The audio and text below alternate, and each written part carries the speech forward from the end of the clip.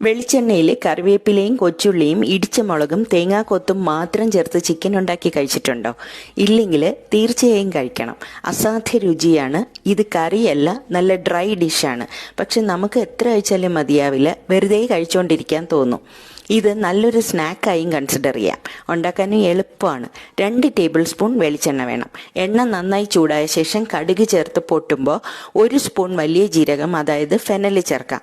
നല്ല മണം വരുമ്പോൾ ഇഷ്ടമുള്ളത്രേ എന്ന് പറയാൻ കാരണം അവസാനം കഴിക്കാൻ നന്നായിരിക്കും. തേങ്ങ ചെറിയ പീസസായി കട്ട് ചെയ്ത് ചേർക്കാം. ഇതിനി വഴറ്റാം.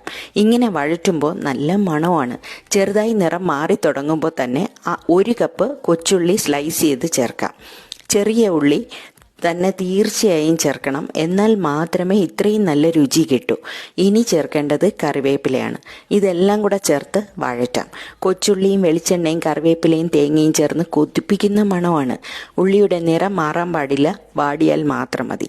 ഈ സമയം ഉപ്പും മുളക് പൊടിയും മഞ്ഞളും ചേർത്ത് മാരിനേറ്റ് ചെയ്ത്, ഇതിപ്പോൾ ഞാൻ ഓവർനൈറ്റ് ഫ്രിഡ്ജിൽ വെച്ചിരുന്ന ബോൺലെസ് ചിക്കൻ ചെറിയ പീസസ് ആക്കിയതാണ്, അത് ചേർക്കാം. അറ്റ്ലീസ്റ്റ് ഹാഫ് ആൻ അവർ എങ്കിലും മാരിനേറ്റ് ചെയ്തതാവണം ചിക്കൻ. കൂടെ പാകത്തിന് ഉപ്പും എരിവിനനുസരിച്ച് ചില്ലി ഫ്ലേക്സും നിറയെ കറിവേപ്പിലയും ചേർക്കാം.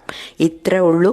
ആദ്യം ഫുൾ ഫ്ലെയിമിൽ വഴറ്റണം. 5 മിനിറ്റിന് ശേഷം ഫ്ലെയിം മീഡിയം ആക്കി സമയമെടുത്ത് വഴറ്റി ഇഷ്ടമുള്ള അത്രയും മൊരിച്ചെടുക്കാം.